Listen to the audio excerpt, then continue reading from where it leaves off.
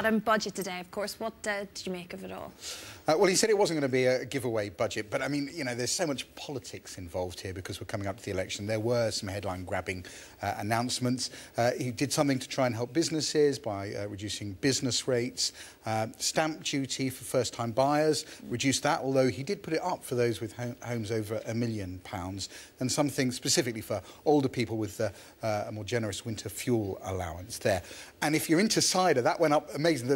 The tax on cider went up hugely. I think it was because it's associated with antisocial behaviour, and therefore it's a sort of cheap drink they're making more expensive. Was it anything specifically for ice rinks, ice dancers, ice skates, anything like that? There was talk of a new ice rink tax, no, but it escaped this time. Oh, just, you know, but it could come back in. But who knows? Who I gets think in? they should text people that don't go skating. That's not a bad idea. Then they'll get them there. This comprehensive spending review, that's when that one will be a nice. Yeah. That's the yes. You see, you're dragging it back to the actual story. Someone has to. Fantastic. Yeah, there is this thing boringly called the comprehensive spending review. But important. It is important because normally all the attention's focused on the budget, but in a way that this is the story that, you know, the dog that didn't bark, because we all know we're in a terrible financial situation. There's got to be cuts. Amazingly, we didn't hear a lot about the cuts. Yeah, of course not. We're going to hear how that affects hospitals, schools, you know, all of that sort of stuff in the comprehensive spending review. Guess when it happens? Yeah. After the election. Gerald Ratner once built up a huge jewellery business which came tumbling down because of one joke. In rather more pointed words than this, he made a joke about his products being cheap because they were sort of rubbish. The joke led to £500 million being wiped off the value of the company.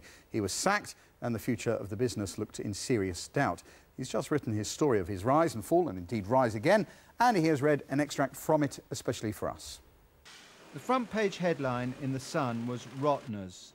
The Mirror's front page screams, "You 22-carat gold mugs." Fired from the only job I'd ever had, with my reputation in tatters.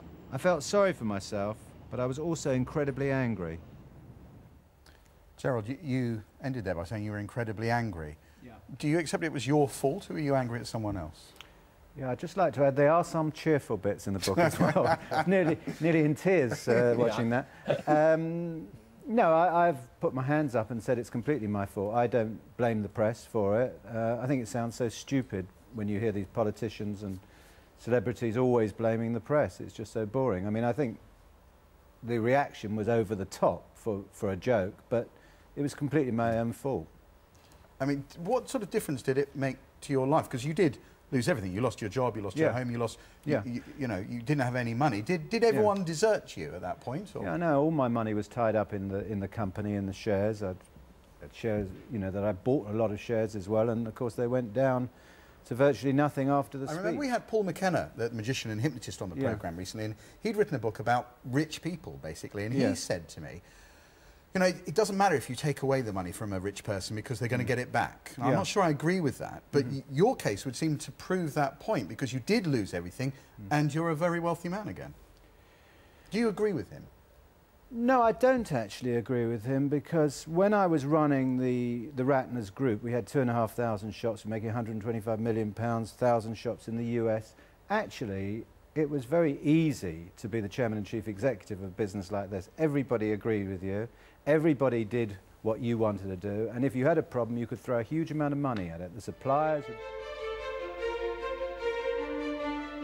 When you had a call from Richard, he said, yeah, I'll sign you up and everything. I wonder, that obviously changed your career you had up to now and perhaps it revolutionised your future life. I wonder if you feel whether it was all down to luck or whether in the end you feel generally that talent will out. If you didn't have the call from Richard, you'd had a call from someone else. Well, my life is bizarre like that, you know. Quite often when you've totally given up, you can't pretend to give up. You've got to really give up. Then what you're most looking for sort of just drops in the door. It's like if you go on tour, you can be playing to sold-out houses everywhere, you know, successful, good reviews, everybody thinks, God, he must be making a fortune out there.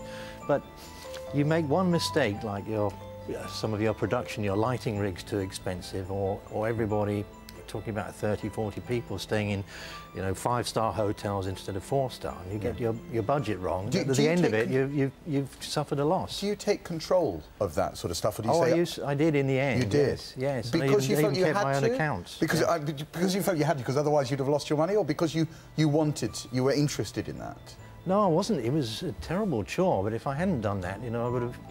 all the tours that I had done would end up losing money. Yeah. You've got to look at what comes in against what you're spending, and, you know, if you're lucky, you make some kind of profit out of it. Now, Ben & Jerry, the American ethical ice cream folk, built their business on supporting farmers and donating part of their profits to charity, and survived very well in the cold business world, running things that way until the business was sold to Unilever. That was back in 2000. It is Ben & Jerry that way. It is Okay. Ben & Jerry. I mean, we said it in the introduction to you that the business was bought by Unilever, which is, you know, big conglomerate. In fact, and that does seem to be a trend. I know Pret a Manger is partly owned by McDonald's, and Body Shop was bought by Unilever.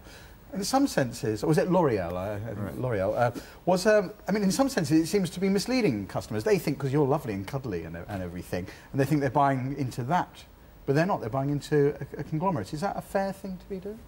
Well, Ben & Jerry's is clearly owned by Unilever now. There are parts of it that operate autonomously, and I think the key is, will the business remain true to its values? And that's something that is borne out by its actions or not. And I think customers need to hold companies like Ben & Jerry's up to really high standards and make sure the company is remaining true. Tell me if this is true or not. I read that you're trying to save the planet by stopping cows farting. Is that true or not?